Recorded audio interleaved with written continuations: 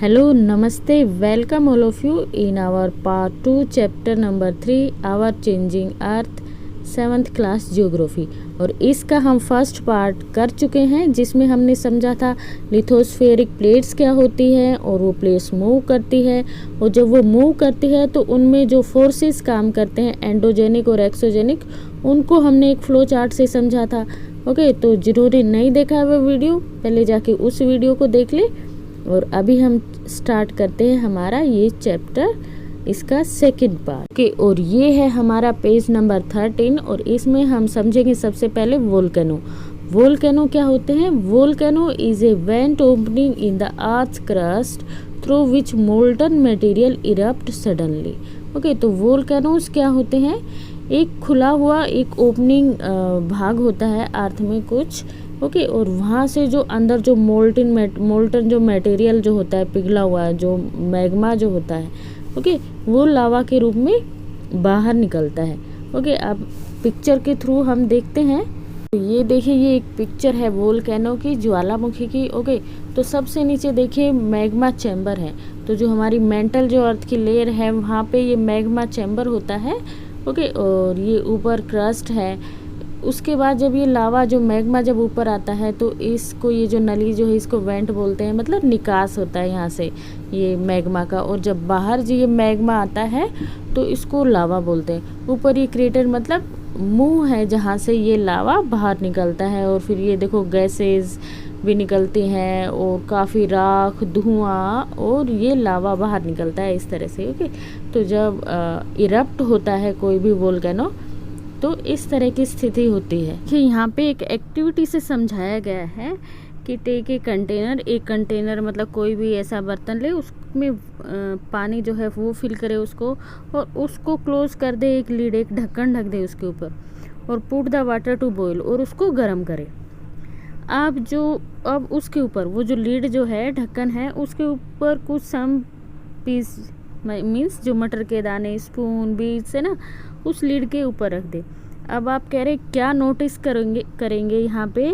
तो नोटिस करेंगे कि जब ये वाटर जब बॉईल होगा ना खूब ज़ोर से, तो ये जो लीड जो है, ये ढक्कन जो है, ये शेक होगा, और जो इस पे रखी हुई जो थिंग्स, जो चीज़ें जो हैं, ठीक है, वो भी आपस में वाइब्रेट करेंगी। Okay, on the lead also vibrate, और जो चीज़ वहाँ पे रखी हुई है, ओके, वो जो, तो देखिए ये जो एक्टिविटी है कुछ इसकी ही तरह सिमिलरली जो अर्थक्वेक है उसको डिफाइन किया गया है। लिखा है when the lithosphere plates move, जब स्थलमंडलीय जो प्लेट्स हैं, ठीक है, लिथोस्फेरिक जो प्लेट है ये जो मूव करती है तो अर्थ का जो सरफेस है वो वाइब्रेट करता है, हिलता है, और ये जो वाइब्रेशन है ये ट्रेवल करता है ऑल अराउंड, ठीक है ना।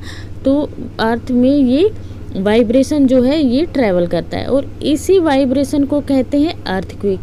ओके, पिक्चर के थ्रू। ओके, तो जैसा कि हमने पहले समझा है कि ये जो लिथोस्फेरिक प्लेट्स जो होती हैं, ओके, ये जब ये मूव करती है तो अर्थ में कंपन जो वाइब्रेशन होता है, ओके, उससे अर्थक्वेक आता है। अब जब ये अर्थक्वेक जब आता है जहाँ से ये ओरिजिनेट होता है, ओके, वो होता है इसका फोकस, ओके, उद्गम केंद्र जिसको बोलते हैं।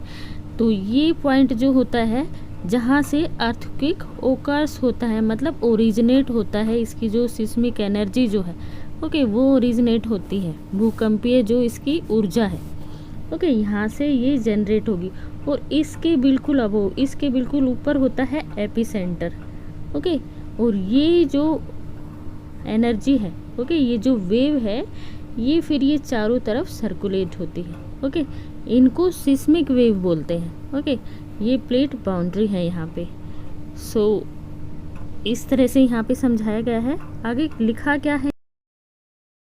तो लिखा है the place in the crust where the movement start is called focus. Okay, तो जहाँ से ये मूवमेंट स्टार्ट होता है, ये एनर्जी स्टार्ट होती है, उसको फोकस बोलते हैं, ओके, केंद्र बोलते हैं, उद्गम केंद्र बोलते हैं। और जो प्लेस, ठीक है, और वो जगह जहाँ से, ठीक है ना, surface above the focus is called epicentre. Okay, और वो सरफेस का वो जगह, ठीक है, जो कि इस फोकस के बिल्कुल अबोव, बिल्कुल ऊपर होता है, इसको बोलते हैं एपिसेंटर।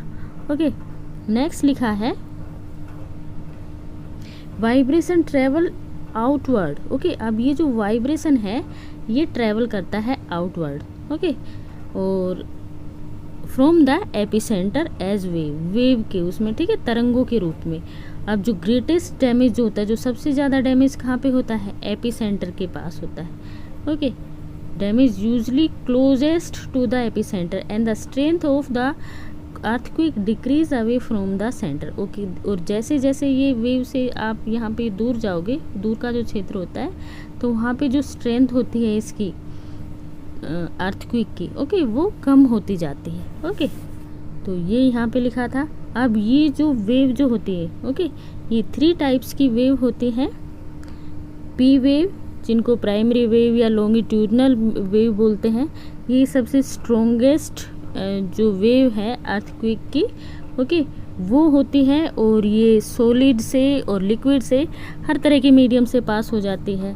सेकंड है एस वेव, जिनको सेकेंडरी वेव भी बोलते हैं और ट्रांसवर्स वेव भी बोलते हैं। ओके, और ये लिक्विड से पास नहीं होती है, एस वेव। ओके, थर्ड है एल वेव, जो कि सरफेस, जिनको सरफेस वेव भी बोलते हैं। ओके, चलिए नेक्स्ट देखते हैं। अभी लिखा है, क्योंकि अब ये हालांकि ये जो अर्थक्वेक है, ओके, इसको कैन नॉट बी प्रेडिक्टेड, इसकी भविष्यवाणी नहीं की जा सकती है।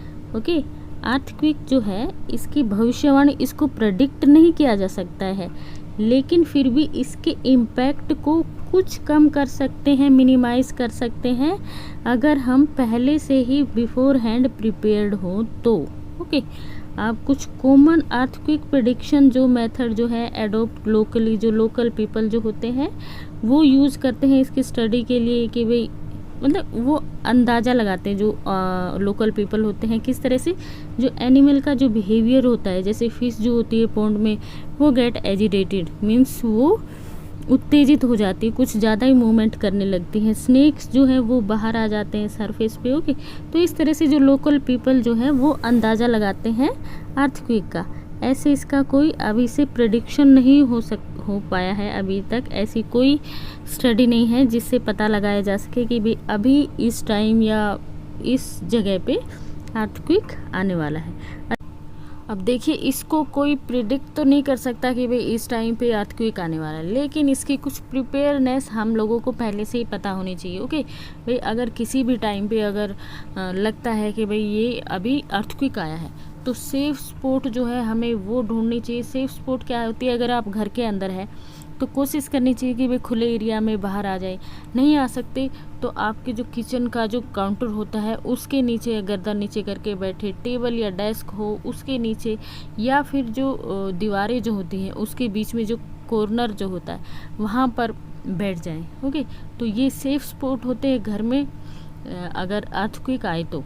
ओके, और स्टे अवे फ्रॉम, और कहाँ से दूर होना चाहिए, जहाँ पे फायर प्लेस हो घर में, ठीक है ना, एरिया अराउंड चिमनीज हो, विंडोज़, ओके, जहाँ पे मिरर वगैरह मतलब शीशे वगैरह हो, ठीक है ना, पिक्चर फ्रेम हो, तो ऐसी जगह से दूर रहना चाहिए। और बी प्रिपेयर्ड, कैसे प्रिपेयर रहना चाहिए, जो ये अवेयरनेस है, ठीक है, ये अपने फ्रेंड्स में, फैमिली मेम्बर्स को, ओके, और सभी को बताओ कि भाई किस तरह से इससे बचा जा सकता है। और जो डिजास्टर अगर इस तरह का कभी आप फेस करो, भगवान ना करे अगर कोई फेस करे, तो कॉन्फिडेंस के साथ और इस तरह के सेफ्टी मेजर माइंड को बिल्कुल ओपन रखते हुए कि हम किस तरह से अपनी सेफ्टी कर सकते हैं, इस तरह से फेस करना चाहिए। ओके, अभी क्या है, देखो यहाँ पे लिखा है कि भाई अर्थक्वेक जो है उसको मेज़र तो नहीं किया जा सकता, बट जब ये आता है, ओके, तो देखिए लिखा है अर्थक्वेक इस मेजर्ड विद, इसको मेज़र किया जाता है, एक मशीन है जिसको सिस्मोग्राफ बोला जाता है। ओके, और जो मैग्नीट्यूड है अर्थक्वेक इज मेजर्ड, मतलब जिस पैमाने पर इसको मापा जाता है उसको रिक्टर स्केल बोला जाता है। रिक्टर स्केल क्यों बोला जाता है कि जो रिक्टर स्केल जो है इसकी जो खोज है वो अमेरिका के एक वैज्ञानिक थे चार्ल्स रिक्टर, उन्होंने की थी। ओके, तो उन्हीं के नाम से है, उन्होंने रिक्टर स्केल का आविष्कार किया था। तो जो अर्थक्वेक है इसको 2.0 जो है इसका बहुत जो रिक्टर स्केल है इसका 2.0 का वो काफ़ी कम होता है, उसमें बहुत ज़्यादा डिस्ट्रक्शन हानि नहीं होती है। ओके, इसके बाद जो अर्थक्वेक जो होता है 5.0 वाला 5.0 या इससे ज़्यादा का 6.0 का, उसमें बहुत ज़्यादा हानि होती है। ओके, बहुत ज़्यादा। और जो 7.0 वाला वो तो और भी ज़्यादा हाई होता है और बहुत ज़्यादा उसमें हानि डिस्ट्रक्शन होता है। ओके, अब यहाँ पे है एक केस स्टडी। अर्थक्वेक आया था, कहाँ पे आया था? भुज में, गुजरात में। ये कोई एक टाउन है। और कब आया था देखिए, 26 जनवरी को 2001 को। ओके, 26 जनवरी को, जब सभी लोग इंडिया में हम सब अपना रिपब्लिक डे सेलिब्रेट करते हैं उस दिन। ओके, और ये काफ़ी मैसिव अर्थक्वेक आया था और इसका रिक्टर स्केल 6.9 था। ओके, और जो इसका सबसे ज़्यादा जो इफ़ेक्ट हुआ था, तो जो एपी सेंटर जो था वो ऐसे एरिया में था जहाँ पे स्कूल्स और मार्केट और काफ़ी रश वाला इलाका था। ओके, और इसमें लगभग 971 स्टूडेंट्स और लगभग 31 टीचर्स जो थे उन्होंने अपनी जान गंवा दी थी। ओके, आप देखो यहाँ पे लिखा है कि जो भी एफर्ट किए जा रहे हैं रिलीफ के, वो नाकाफ़ी है, वो लोगों तक सही से पहुँच नहीं रहे हैं। ठीक है, और लिखा है कि 3 दिन के बाद भी, है ना, क्विक जो अर्थक्वेक जो आया है उसके 3 दिन के बाद भी जो कंसर्न जो है लोगों तक फूड्स और जो भी शेल्टर के लिए जो भी सुविधाएं होनी चाहिए वो ढंग से पहुंच नहीं पा रही है। ओके, और जो डिस्ट्रक्शन जो हुआ, ठीक है ना, सबसे ज़्यादा जो विनाश तबाही जो हुई भुज में। ओके, तो फ़ोन लाइंस जो थी वो, वाटर पाइपलाइन, ओके, सारी चीज़ें बाधित हो गई थी, जो भी सप्लाई की चीज़ें थी, ट्रांसमिशन, संचार के साधनों के सब कुछ। अब फायर इन द सिटी, इसमें क्या हुआ कि जो हंड्रेड्स ऑफ फायर्स जो थे वो शुरू हो गए थे, आग लग गई थी बहुत सारी जगह पे। क्यों? क्योंकि जो कुकर्स, चारकोल्स, मतलब जो भट्टियाँ वगैरह थी वो पलट गई थी, है ना, क्योंकि अर्थक्वेक आता है तो वाइब्रेशन जो होता है ना। ओके, समझ रहे हो? ओके, सो अब इमरजेंसी डिक्लेयर कर दी गई थी प्रेसिडेंट के द्वारा। और जो वहाँ के सीएम जो थे उन्होंने अपील की थी सेंटर से कि उनको फाइनेंशियली हेल्प किया जाए। ओके, अभी देखो हाल ही में अम्फन जो था वो तूफान आया था, है ना, आप लोगों ने देखे होंगे न्यूज़ में, टीवी चैनल्स पे, है ना। तो उसमें भी कहाँ पे आया था वो पता है ना आपको? वेस्ट बंगाल में, उड़ीसा के कई हिस्सों में, जो सुंदरबन के जो डेल्टा है ना, तो उन जगहों पे आया था। और जो सीएम जो थे वेस्ट बंगाल के, कौन है? ममता बनर्जी। तो उन्होंने अपील की थी सेंटर से, है ना, कि उनको फाइनेंशियली हेल्प किया जाए ताकि और ज़्यादा अच्छे से जो अफेक्टेड जो लोग हैं वहाँ तक सुविधाएं पहुँचाई जा सके। ओके, तो इसी तरह से ये काफ़ी मैसिव अर्थक्वेक आया था भुज में। ओके, काफ़ी तबाही मचाई थी इसने भी। और अब अर्थक्वेक को तो प्रिडिक्ट नहीं किया जा सकता, लेकिन जो ये अम्फन तूफान आया था इसका पता था कि भाई इस दिन आने वाला है, इस दिन टकराएगा, तो काफ़ी सारी तैयारी इसके लिए कर ली गई थी। ओके, चलिए नेक्स्ट देखते हैं।